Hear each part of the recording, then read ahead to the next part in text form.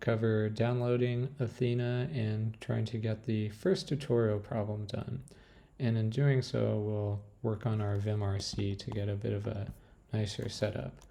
So to start with, I'm going to just Google search Athena tutorial MHD. And for this is Brave search. Probably most people will actually use Google search. So let's check Athena tutorial MHD. And I'm not sure that what I clicked on there is, yeah, okay. So it's the first result both on Google as well as on Brave search. Brave search, I'm not sure that it's really as useful as Google, but I like the Brave browser because it has a lot of built-in privacy configurations and ad blockers. Okay, back to the regular scheduled content. So for Athena is an astrophysical magneto-hydrodynamics code, can solve the Navier-Stokes equations while including magnetic fields and keep everything divergence free in accordance with Maxwell's equations. But anyway, so one could go ahead and read through the intro, look at the equations, document some of the images and test suites. We're just going to jump straight in to downloads, and we're going to click on Athena here. This is probably a checksum to make sure that no one's tampered with the website, and it's probably fine. So I just tried clicking and it's not doing anything for me. It could be because Brave is a little bit safer, or it could just be sort of an issue with the website. So I'm going to click Save Link As, and I'm just going to save that to my downloads folder and tell it to keep it. So yeah, you do want to be careful. Probably it would be smarter to check this checksum to make sure that it's not been tampered with, since malicious people could include malware in like a tar.gz. But I've just done this recently and I'm pretty sure it's fine. All right, so the first thing I'm going to do is move this move command. So if you don't know what a command is, you can always type in man space and then the name of the command. And so this mv command stands for move files. So that's what we're going to do. We're going to move something from downloads. And by the way, if you type in a few letters enough to have a unique name, and you can hit tab on your computer to complete it. This won't work if you only have, if there are multiple files. And so this new Mac actually will cycle through the possibilities. This is actually kind of annoying if there are hundreds of different files that it matches. But so for me, I usually just type in like 3 or 4 letters, enough where it's unique, and then tab complete moves things along pretty quickly. It also helps to prevent typos. So I'm going to move downloads Athena 4.2.tar.gz into my local directory, and then I'm going to scp Athena and also tab complete, and I'm going to send it to the remote machine where we're doing everything. And so that's the username at hostname and then just sort of the complete destination. So this is almost like a email address. And then I'm just going to send it. So colon is saying like, okay, where on the machine do you want to send it? Do you want to send it to root? Probably don't have permission to do that for a remote machine that you don't own, but you can send it to the home space usually pretty safely. And so that worked. And so in the previous video, we set up this alias ssh mpa command so that we don't have to type ssh-y, etc., etc. I'm going to add an alias scp to mpa command, and we're going to type scp-r tilde slash or dot slash. So this is saying the current working directory, and then slash is saying like the contents of the current working directory. We're just going to copy everything from there. We're going to send it to my username at slogin, which is the machine name, and then just this sort of like complete path of it, and then we're going to send it to the home directory by default. And I mean, I have a bunch of, I don't have that much stuff. but I did this -r, which means recursive, so it'll include directories. And so in that case, I'd be downloading all this stuff, and I don't want that. So we're actually going to go, so if this didn't exist, so make dir-p, this -p option says don't complain if you would error, basically. So I like to have an SCP folder for my secure copies. So SCP stands for secure copy.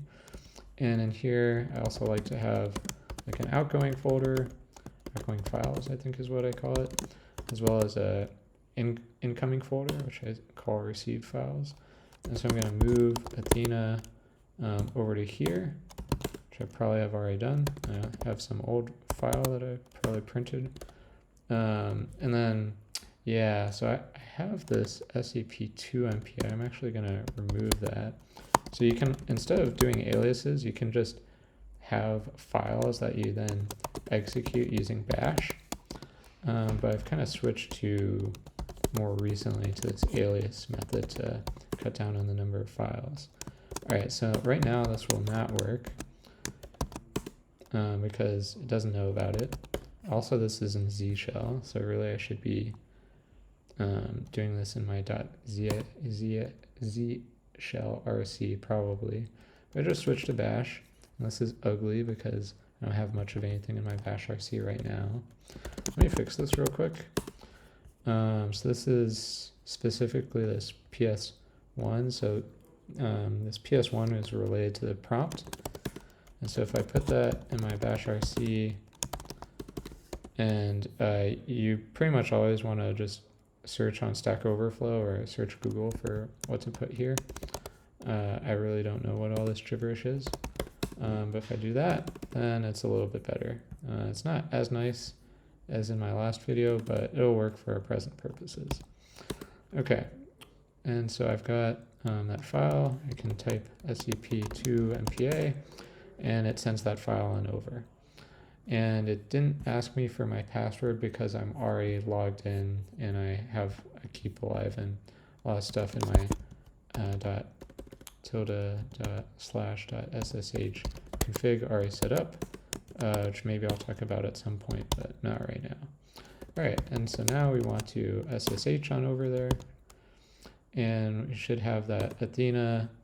I got a lot of stuff here. And so we do have it. I've actually already done this once before, but I'll just remove my old Athena. Yeah, that's fine. Okay, so if you try to remove something, so this rm command is for remove, and then the -r is recursive, and this -rf, so the F stands for force. And so basically I just want to tell it, yes, I really do want to delete all this stuff. Don't ask me. All right, so now we've just got this Athena 4.2.tar.gz. I'm going to make, I don't know, Athena stuff. So this make dir command makes a new directory. I'm going to move that Athena tar, gunzipped tarball into Athena stuff. And now that's a lot nicer.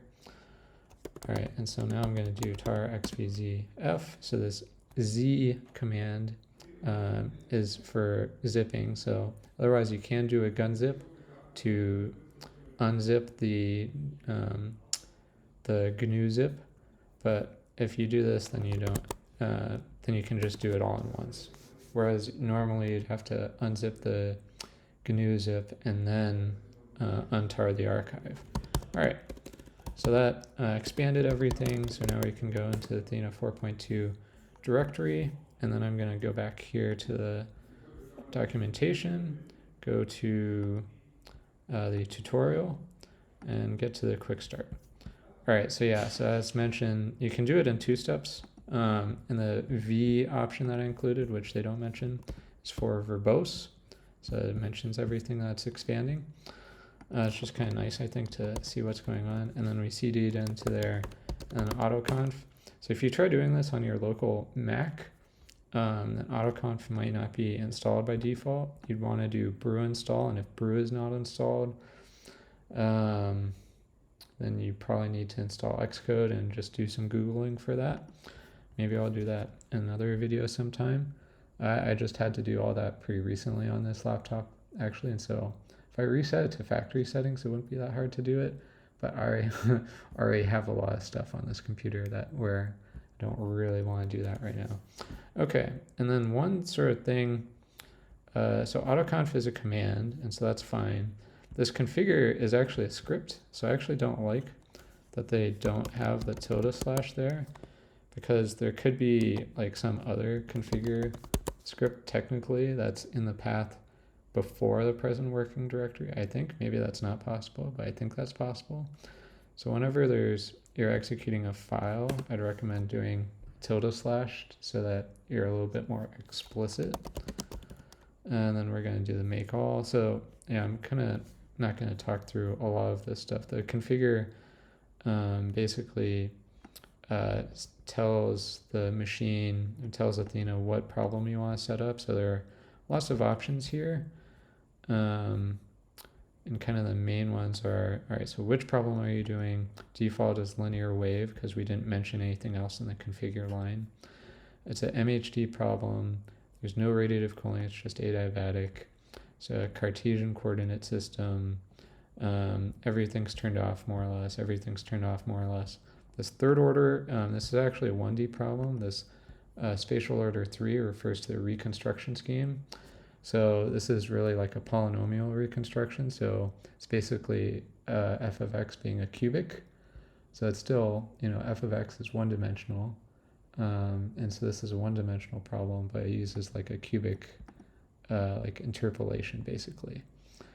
And then, yeah, let's not go into all of these. So let's go ahead and do make all, and that did not work. And so if we sort of look at this, you can see that, so make one entering directory, it's in gravity, and then in make options, line 99, missing separator. All right, so if we look at make options now, then there's 118 lines. So I did a VI, it should be aliasing Vim probably. So if I do man VI, then yeah, it goes to Vim. If you do man VI and it actually says VI instead of Vim, then you're really going hardcore. For regular VI, you can't do up and down arrows. You have to use J and K to go up and down. I'll be using Vim in this video, as well as moving forward. And yeah, so let's go in Vim. I'll try to type Vim to be a little bit more explicit. Vim make options. All right, so there's 118 lines, and one of the nice things about Vim, I mean, in general, for text editors on a remote machine, you can't use something like Visual Studio Code or Sublime Text because, especially if the remote machine is like in Europe and you're in the US, for example, it'd take a long time to send that graphics information back and forth. So there'd be a decent amount of latency. It's just kind of hard to work that way, at least in 2022 or mid 2022 at least. So VI is very lightweight. And so right now, unfortunately, it doesn't tell us what line we're on. And so to get that working a little bit nicer, we're going to tweak our Vimrc, which right now is totally empty because in the last video I tossed my old one because I wanted to kind of explain what was going on here. So I have my old Vimrc, and so you can change the color of the sort of like with LS, you can change what color it is. We're not going to really tweak that, but this Vim info is pretty nice. So this is saying, so for example, if I do make options and I go to the end of the file and I kind of go around, do some different things. If I reopen the file, it's annoying that it brings me back to the top. Maybe I want to go back right to where I left off.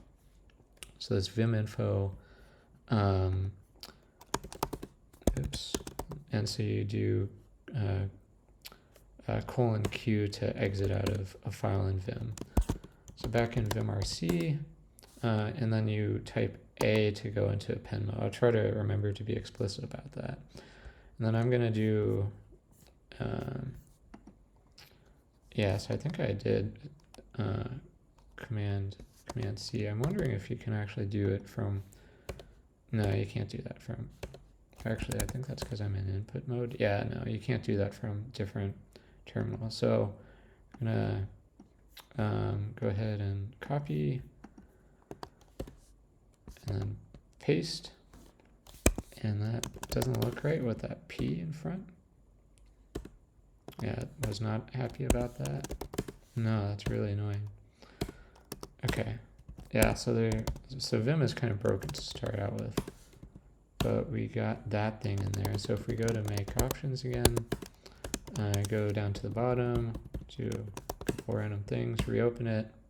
Well, that was not it apparently. So there's something else in Vim info that does it. I like to turn off the visual bell so it doesn't ping me. I have my volume off right now probably. But otherwise, if you're at the bottom of a file and you keep pressing down, it'll make a buzzing noise at you to tell you that, like, hey, you're at the bottom, which can be useful, but I don't like it. And then syntax on, which is going to make things a lot nicer. Good.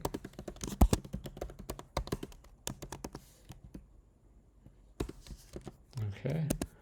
And then, by the way, to get to the end of a line, you can do money sign. So for me, it's shift 4. And then to go to the start of the line, you can type 0. So that just gets you around a bit quicker since you can't use your mouse with Vim. It's keyboard only. And that's actually kind of nice because mice are evil. All right. And then let's add in this backspace command, which is probably why I was struggling earlier on. That's so much nicer. We're getting there. All right, so now with this backspace, now I can probably actually type ABC, whatever, and then I can use, apparently not, maybe if I save it, yeah. Now if I save it, now I can use backspace. So I think there's probably some backspace character instead of using the backspace, I don't know, instead of actually using delete, actually, I guess on this laptop is what the key is called. All right, and then HL search. So HL search, so let's go back to make options and see how we're looking. So that looks so much nicer. And does it remember where I am yet? No, it still doesn't. Oh, here we go. So this I grabbed this from Stack Overflow. So it's like Vimrc.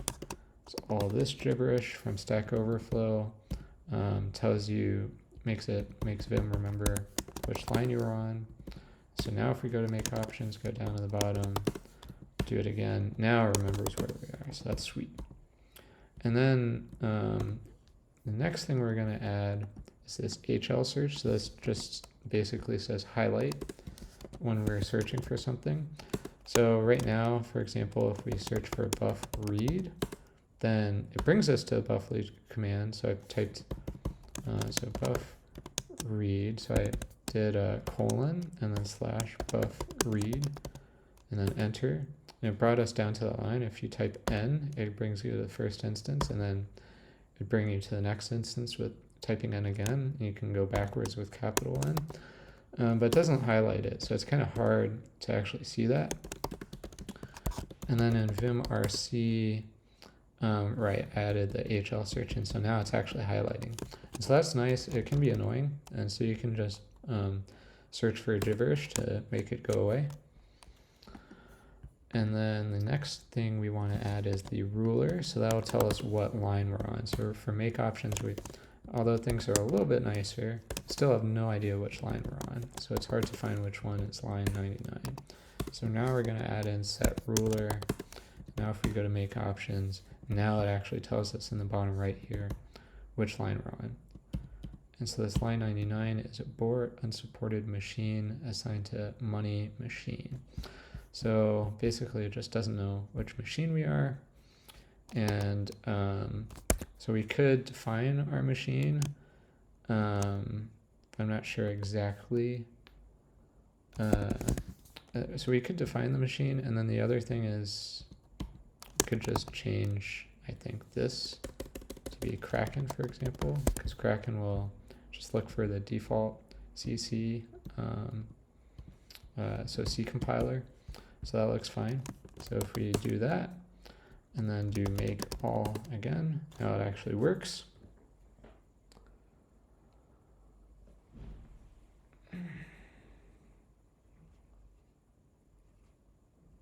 And it's compiling a lot of files to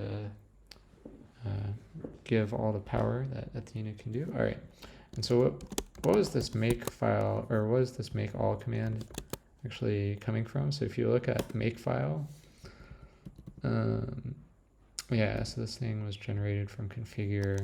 So let's take a look at configure real quick, actually.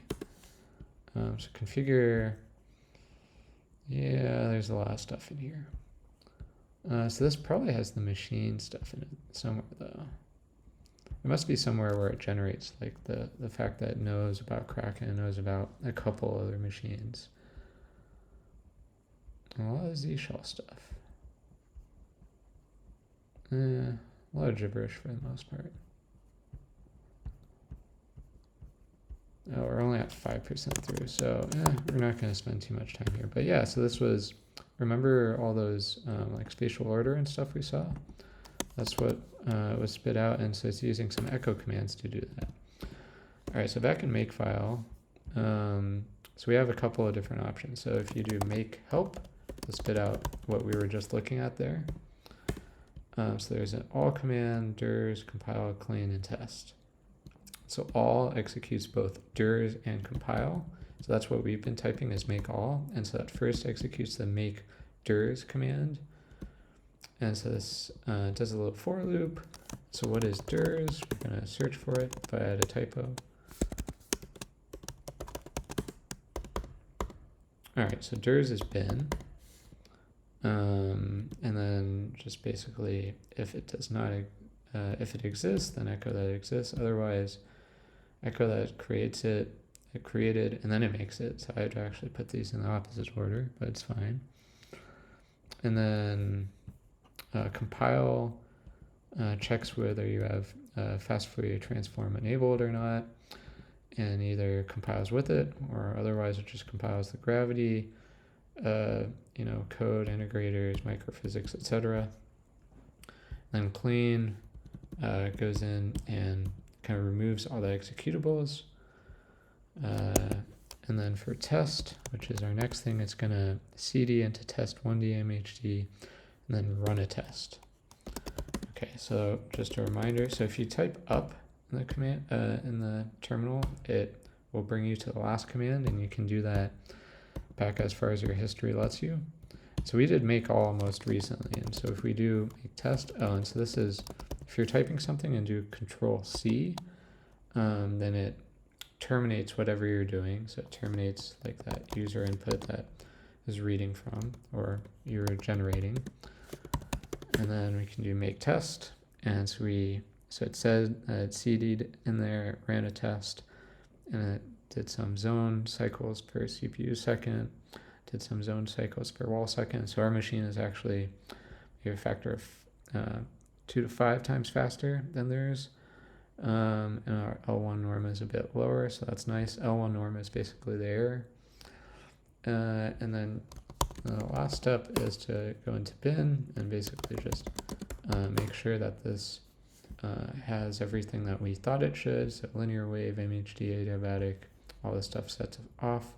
So that looks right. Okay, so in this tutorial went over Vimrc, and we added quite a few things, tilde/.vimrc. Added quite a few things to make Vim a bit nicer, and we got through the first tutorial is basically just testing to make sure the Athena installation worked. And so to do that, we had to tweak the make options file.